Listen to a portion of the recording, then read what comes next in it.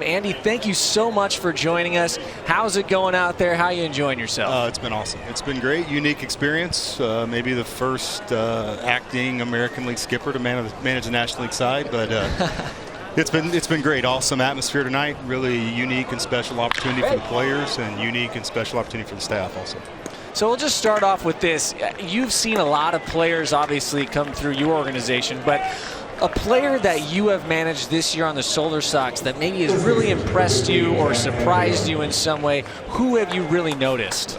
You hate to name names, and the only reason I'm naming one is because you guys put me on the spot. I'll talk about our guys first. David Mershon, who's with us with the Angels, what he did being drafted this year, Nico Cavadas, the attitude he's approached everything after having played in the big leagues and playing in the fall league a second time. Cole Fontenelle coming off an injury. Those guys have been great. The one thing that sticks out for a non-Angel, since that was the question that you asked, is the baseball IQ of Trey Morgan. The hit tool is as advertised, maybe better.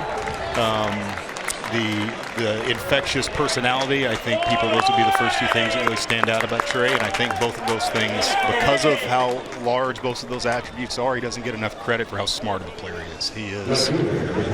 And I'm saying that as he's hitting, that was not scripted, but he is as good of a manager of an at-bat as what we have on our roster, and is just kind of a savant at telling you what is about to happen before it happens, and just really, really impressed with the maturity of the at-bat and the consistency with which he does it. Well, Trey Morgan here, right in back of Jack Caglianone's double. Andy, I wanted to ask you, you mentioned David Mershon is one of the few 2024 draftees that are here and working in the Angels organization. You don't get to see your draft picks for very long. What kind of challenge is it for you for guys to get, they've zoomed through the system and up to the big leagues? That's up to them, and if we do our job right, we don't see them for very long. But we've been our player development department, our player evaluation and the scouting department have done an unbelievable job. Everything starts at the top of Perry, the vision that he sets for all of us, and then Joey Pravinsky is the most detailed, process-based elite leader that I've ever been around. And so when you combine both of those things, the thoroughness with which Perry does his job and the detail and preparedness of Joey, it allows guys to hopefully develop at the fastest rate possible. And when you combine that with drafting really, really good players, they make all of us look smarter. So, when talk about the combination of athletic ability and baseball savvy that a guy like Zach Neto and Logan O'Hoppe and Ben Joyce and those guys have, it allows Perry to be aggressive, and we're just now starting to see the start of that, and looking really, really forward to what's next.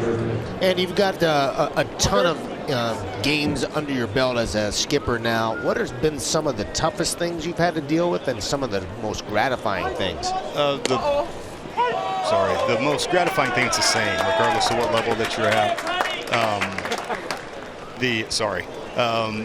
It's just getting a chance to be a part of somebody else's story, watching people get rewarded for their work, both players and staff, seeing staff members get rewarded, seeing players get rewarded. It's the same feeling no matter where you're at, and so that's the most special part of it.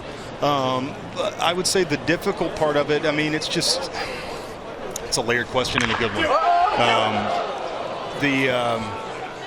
Whenever you see people that are talented enough to achieve their goals and aspirations, and that the person that they are and the processes and the consistency with which that they complete and execute those, because of how tight the margins are here, that's not always enough. And so when you see guys come up short and they're doing the right things, and they're doing the right things with the right frequency, and having to try to help those guys stay committed to what they're doing, and seeing them get visibly frustrated, that's probably the most difficult part. It's a two-sided coin. Anything that's also a blessing is a curse, so you can't have a reward without the other. The best part is seeing guys get rewarded, and the toughest part is when you see really good people that are really, really hard workers, have to take the other side of it.